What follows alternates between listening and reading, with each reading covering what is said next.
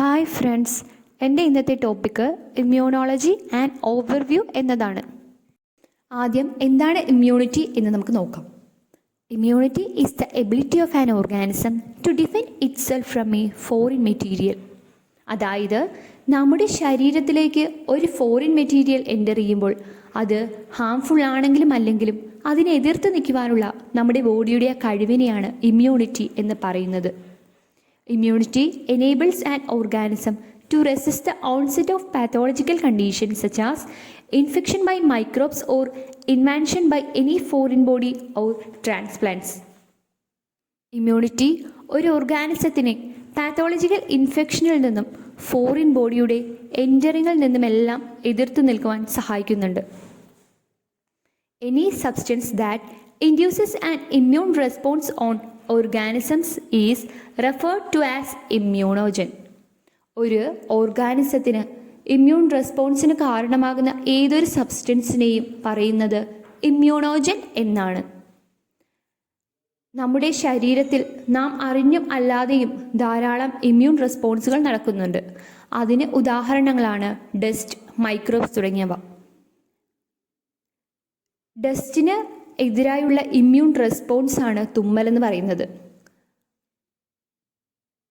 Classification of immunity. Immunity is broadly classified into two major classes: innate immunity and acquired immunity.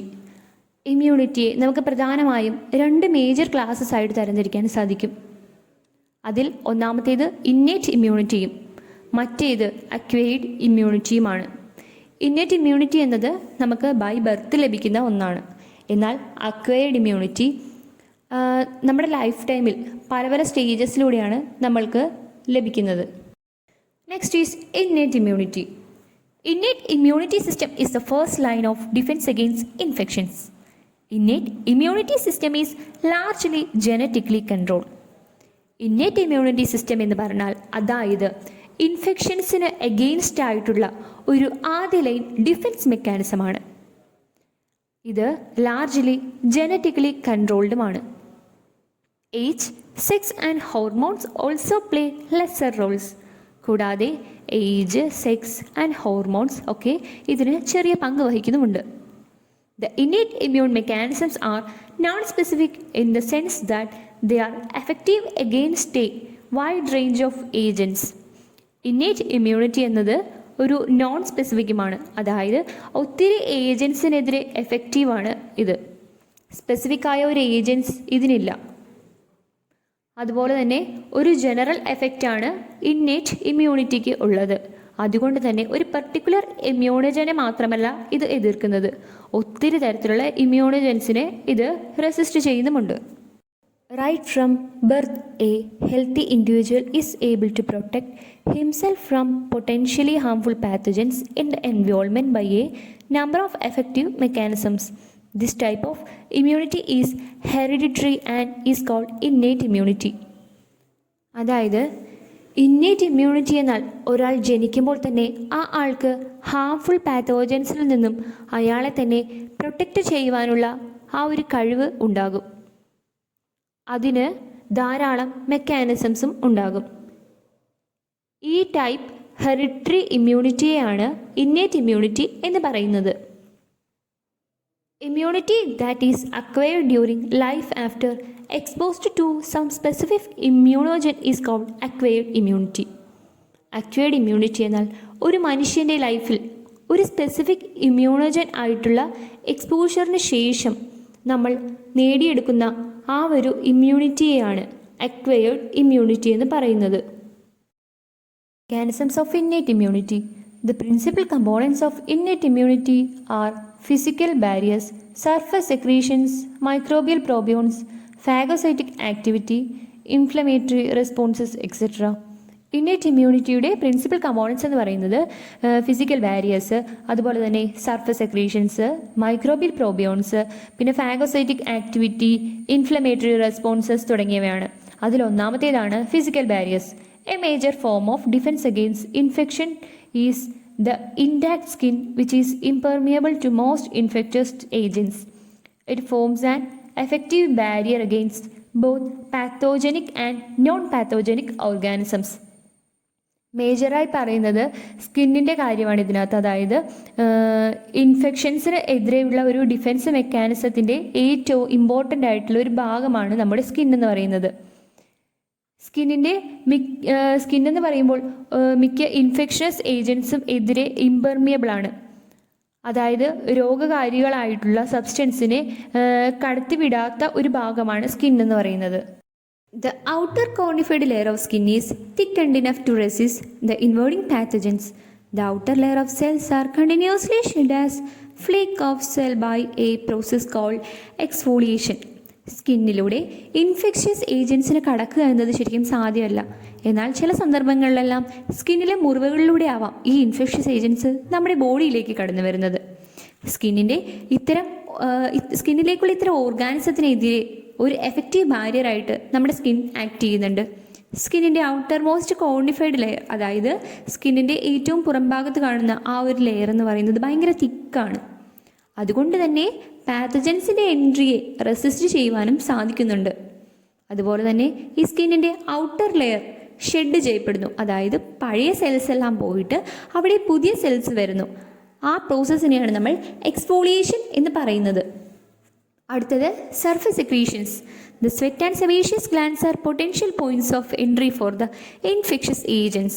However, the secretions of skin glands make surface acidic, which keep away most of the microbes. നമ്മുടെ sweat sebaceous glance ഉൽപ്പാദിപ്പിക്കുന്ന ആ ഒരു point ഈ infectious ഏജൻസിന് ഒരു potential പോയിൻ്റാണ്.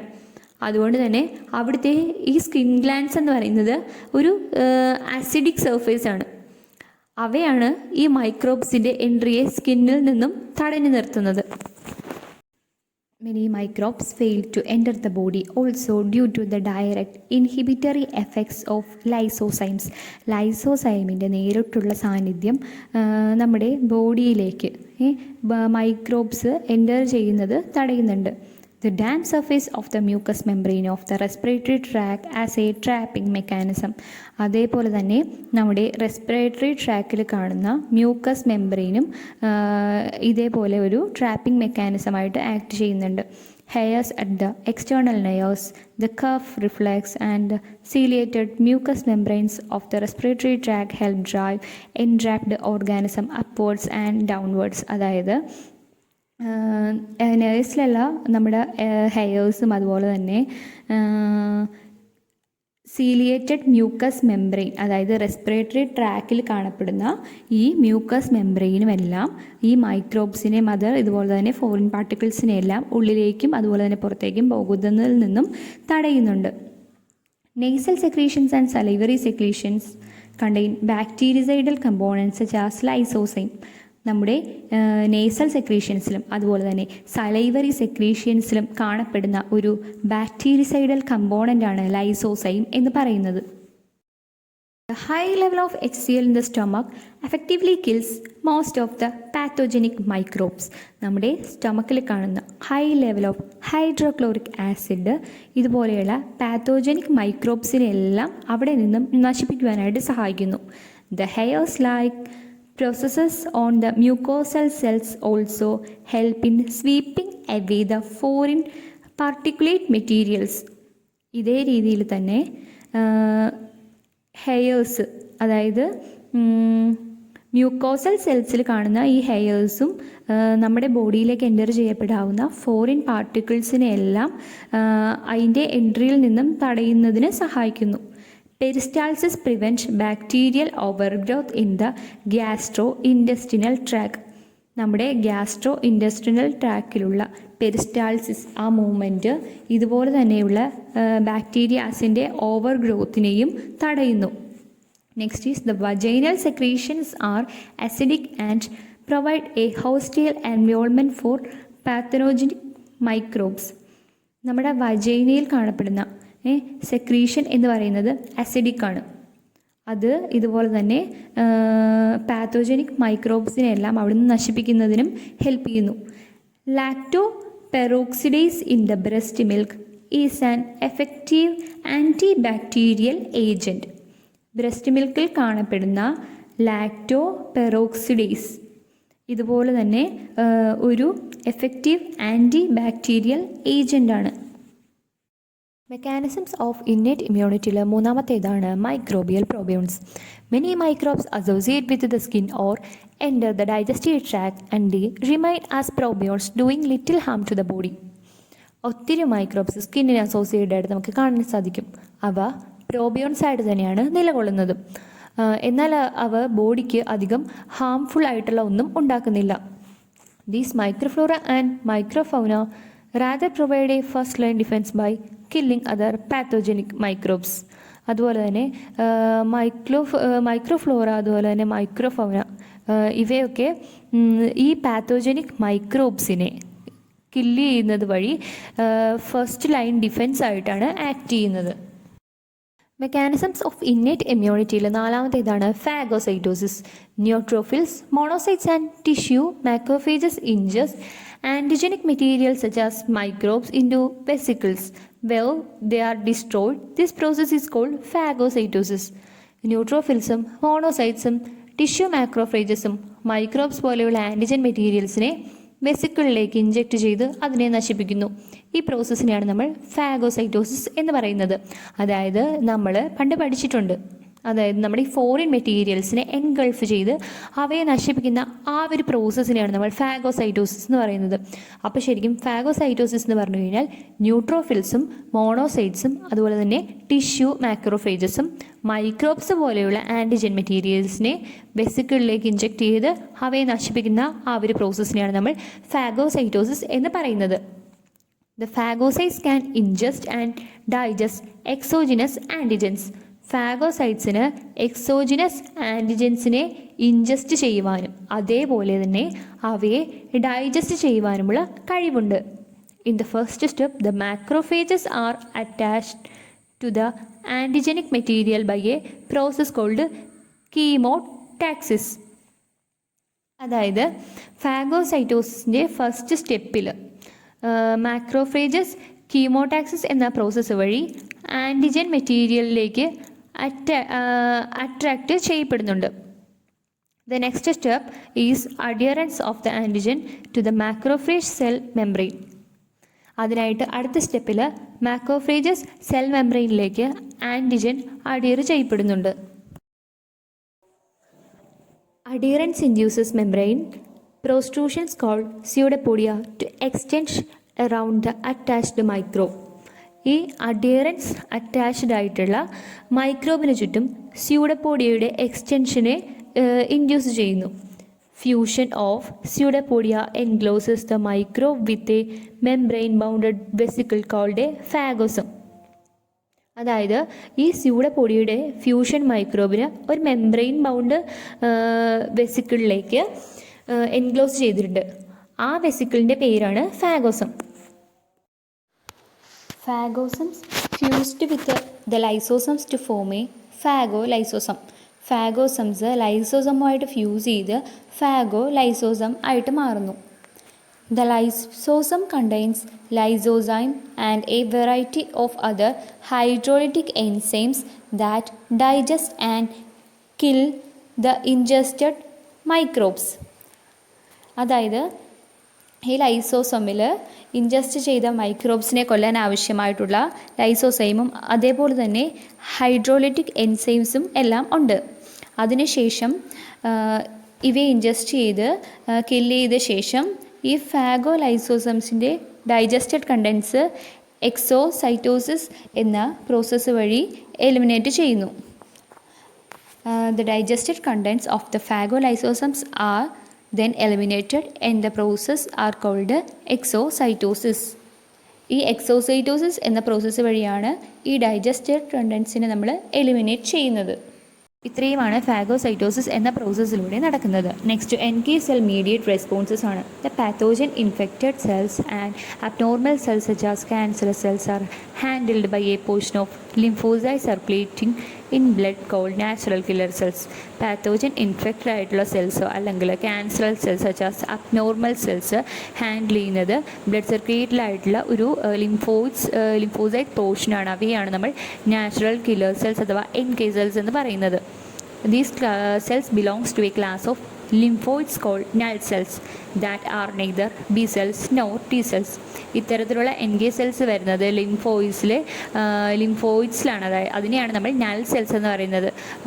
എന്നാൽ അത് B സെൽസുമല്ല T സെൽസുമല്ല. അത് NK cells attack the infected cells or cancer cells in a non specific manner. ഒരു നോൺ സ്പെസിഫിക് മാനറിൽ ഈ NK സെൽസ് ഇൻഫെക്റ്റഡ് സെൽസിനെയും ക്യാൻസറസ് സെൽസിനെയും എല്ലാം അറ്റാക്ക് ചെയ്യുന്നുണ്ട്. നെക്സ്റ്റ് ഇൻഫ്ലമേറ്ററി റെസ്പോൺസസ് ആണ്. Inflammation is response to injury or infection characterized by local fluid accumulation, swelling, pain, heat and redness. Inflammation എന്നത് fluid accumulation മൂലം അല്ലെങ്കിൽ ഇൻഫെക്ഷൻ ഉണ്ടാകുമ്പോഴോ ഒരു ഇഞ്ചുറി ഉണ്ടാകുമ്പോഴോ അതേപോലത്തെ സ്വെല്ലിംഗ്, ഹീറ്റ് തുടങ്ങിയവയുടെ റെസ്പോൺസാണ്. ഇങ്ങനെ ഉള്ളവ ഉണ്ടാകുമ്പോൾ വരുന്ന റെസ്പോൺസിനാണ് നമ്മൾ ഇൻഫ്ലമേഷൻ എന്ന് പറയുന്നത്. And increase blood supply to the area bringing leucocytes and serum to that site. ഒരു ഇഞ്ചുറി ഉണ്ടാകുമ്പോൾ ബ്ലഡ് ആ സൈറ്റിലേക്ക് കൂടുതലായിട്ട് ല്യൂക്കോസൈഡ്സിനെ കൊടുക്കുന്നുണ്ട്. And increase in capillary permeability allowing exudation of serum proteins required to control infection. Infection control ചെയ്യാൻ ആവശ്യമായ serum proteins increase in capillary permeability മൂലം ഈ സൈറ്റിലേക്ക് എത്തുന്നു. And increased migration of leukocytes through the blood vessels into the tissue. The phagocytes that leak into the interstitial space engulf invading microbes and clean up the debris. അതായത് blood വെസൽസിൽ നിന്നും ടിഷ്യൂവിലേക്ക് ലിംഫോസൈറ്റ്സിൻ്റെ migration ഈ സമയത്ത് കൂടുന്നുണ്ട്. അതുകൊണ്ട് തന്നെ ഇൻഡസ്ട്രീഷ്യൽ സ്പേസിലേക്ക് ലീക്ക് ചെയ്യുന്ന phagocytes ഈ ഇൻവേർഡിംഗ് ആയ മൈക്രോബ്സിനെ എൻഗൾഫ് ചെയ്ത് അവിടെ ക്ലീൻ ആക്കുന്നു. Inflammatory changes are brought about mainly by chemical mediators. There are two types of mediators, exogenous and endogenous. Exogenous mediators include many bacterial products. Endogenous mediators are of more importance in inflammation. Chemical mediators വഴിയാണ് inflammatory changes നടക്കുന്നത്. പ്രധാനമായിട്ടും രണ്ട് തരത്തിലുള്ള ഈ mediators ആണ് ഉള്ളത്. ഒന്ന് എക്സോജീനസും മറ്റേത് എൻഡോജീനസും. എൻഡോജീനസ് ടൈപ്പിനാണ് ഇൻഫ്ലമേറ്ററി റെസ്പോൺസിന് കൂടുതൽ ഇമ്പോർട്ടൻസ് നൽകുന്നത്. അതായത് എക്സോജീനസ് മീഡിയേറ്റേഴ്സ് എന്ന് പറയാൻ നേരത്ത് അതിനകത്ത് ബാക്ടീരിയൽ പ്രോഡക്ട്സ് വരുന്നുണ്ട്. പിന്നെ എൻഡോജീനസ് മീഡിയേറ്റേഴ്സിൽ ഈ ഇൻഫ്ലമേഷന് കൂടുതൽ പ്രാധാന്യം അവർ നൽകുന്നുണ്ട്. The immune response to the same pathogen may not be uniform in all animals. It shows variations between species and with the same species. അതായത് ഒരേ പാത്തോജന് എതിരെയുള്ള ഇമ്മ്യൂൺ റെസ്പോൺസ് എല്ലാം ആനിമൽസിനും സെയിം ആകണമെന്നില്ല. അതായത് ഒരു സ്പീഷീസിൽ നിന്ന് മറ്റ് സ്പീഷീസിലേക്ക് വരുമ്പം ധാരാളം വേരിയേഷൻസ് കാണിക്കുന്നുണ്ട്. ചിലപ്പം സെയിം അതായത് വിത്തിൻ ദ സ്പീഷീസ് അല്ലെങ്കിൽ ബിറ്റ്വീൻ ദ ഡിഫറെൻറ്റ് സ്പീഷീസ് ധാരാളം വേരിയേഷൻസ് നമുക്ക് കാണാൻ സാധിക്കും. ഒരേ പാത്തോജൻസിൽ തന്നെ എല്ലാ ആനിമൽസിനും സെയിം ഇമ്മ്യൂണിറ്റിയും അല്ല കാണിക്കുന്നത്. അതിൽ തന്നെ പല ഇമ്മ്യൂണിറ്റീസിൻ്റെ കാര്യവും പറയുന്നുണ്ട്. അതിൽ ഒന്നാമത്തേതാണ് സ്പീഷീസ് ഇമ്മ്യൂണിറ്റി എന്ന് പറയുന്നത്. It is a form of natural immunity shared by all members of ഈ species. For example, many human pathogens are not pathogens to animals and many animal pathogens do not infect humans. അതായത് ഒരേ സ്പീഷീസിലുള്ള മെമ്പേഴ്സിൽ കാണുന്ന natural ഇമ്മ്യൂണിറ്റിയാണ് ഈ species immunity എന്ന് പറയുന്നത്. ഇപ്പോൾ ഒരു example പറയുകയാണെങ്കിൽ നമ്മൾ ഹ്യൂമൻസിൽ കാണുന്ന മിക്ക പാത്തോജൻസ് തന്നെ ആനിമൽസിൽ അത് പാത്തോജൻസ് ആയിരിക്കണം എന്നില്ല. അതേ രീതിയിൽ തന്നെയാണെങ്കിൽ ചില ആനിമൽസിൽ പാത്തോജൻസ് ആയിരിക്കുന്ന അവ മിക്കവാറും തന്നെ ഹ്യൂമൻസിൽ അഫക്റ്റ് ചെയ്യണമെന്നുമില്ല. ഒരേ പാത്തോജൻസിന് എതിരെയുള്ള ഇമ്മ്യൂൺ റെസ്പോൺസ് എല്ലാം ആനിമൽസിനും സെയിം ആകണമെന്നില്ല. അതുപോലെ ഒരേ പാത്തോജൻസിൽ എല്ലാ ആനിമൽസിനും സെയിം ഇമ്മ്യൂണിറ്റി അല്ല കാണിക്കുന്നത്. ഒരു സെയിം സ്പീഷീസിൽ കാണുന്ന ഇമ്മ്യൂണിറ്റിയാണ് നമ്മൾ സ്പീഷീസ് ഇമ്മ്യൂണിറ്റി എന്ന് പറയുന്നത്. അപ്പോൾ സ്പീഷീസ് ഇമ്മ്യൂണിറ്റി എന്താണെന്ന് പറഞ്ഞാൽ ഒരു സെയിം സ്പീഷീസിൽ കാണുന്ന ഇമ്മ്യൂണിറ്റിയെയാണ് നമ്മൾ സ്പീഷീസ് ഇമ്മ്യൂണിറ്റി എന്ന് പറയുന്നത്. Second type of immunity racial ഇമ്മ്യൂണിറ്റിയാണ്. Within a species, there exist subgroups of such as race, gender, etc. that may exhibit difference in immunity to pathogens. It is a form of natural immunity shared by most of the members of a genetically related population. For example, the Algerian race of sheep is resistant to anthrax, while the ordinary variety is suspicious to it. അതായത് racial ഇമ്മ്യൂണിറ്റിയിൽ ഒരേ സ്പീഷീസിൽ തന്നെ different sub ഗ്രൂപ്പ്സിൽ ആയിട്ട് exist ചെയ്യുന്നുണ്ട്. അതുപോലെ തന്നെ ഇവർ പാത്തോജൻസിനെതിരെ different ഇമ്മ്യൂണിറ്റീസാണ് exhibit ചെയ്യുന്നത്. അതിന് ഉദാഹരണമായിട്ട് ഇവിടെ കൊടുത്തേക്കുന്നത് അൾജീരിയൻ റേസ് ഓഫ് ഷീപ്പാണ്. അത് ആന്ത്രാക്സിനെതിരെ റെസിസ്റ്റീവാണ്. എന്നാൽ ഓർഡിനറി ഷീപ്സിനെ അതുമായിട്ട് കമ്പയർ ചെയ്ത് കഴിഞ്ഞാൽ ഓർഡിനറി ഷീപ്സ് ആന്ത്രാക്സിന് ഇമ്മ്യൂൺ അല്ല എന്നാണ് പറയുന്നത്. Is individual immunity. It refers to a differences in an individual's response to a pathogen within a given race. It is a form of natural immunity not shared by most other members of the race and species. ഒരു given റേസിലുള്ള പാത്തോജൻസിനെതിരെയുള്ള ഒരു ഇൻഡിവിജ്വലിൻ്റെ റെസ്പോൺസിനെയാണ് individual ഇമ്മ്യൂണിറ്റിയിൽ പറയുന്നത്. ഒരു given റേസിലുള്ള പാത്തോജൻസിന് എതിരായിട്ടുള്ള ഒരു ഇൻഡിവിജ്വലിൻ്റെ റെസ്പോൺസിനെയാണ് individual ഇമ്മ്യൂണിറ്റിയിൽ പറയുന്നത്. അതായത് ഒരു group of പാത്തോജൻസിനെതിരെ ഒരു ഇൻഡിവിജ്വൽസിൻ്റെ റെസ്പോൺസാണ് ഇവിടെ കാണിക്കുന്നത്. അതിന് എക്സാമ്പിൾസ് ആയിട്ട് കൊടുത്തിരിക്കുന്നത് homozygous twins exhibit similar degrees of resistance against leprosy or tuberculosis but such correlation is not observed in heterozygous twins. അതായത് ഹോമോസൈഗസ് ട്വിൻസ് ലെപ്രസിക്കും ട്യൂബർകുലോസിസിനും ഒക്കെ എതിരായി ഒരു സിമിലർ കൈൻഡ്സ് ഓഫ് റെസ്പോണ്ടാണ് കാണിക്കുന്നത്. എന്നാൽ അതേ സമയത്ത് ഹെട്രോസൈഗസ് ട്വിൻസ് അത്തരത്തിലുള്ള ഒരു കോറിലേഷൻ കാണിക്കുന്നില്ല. Thank you.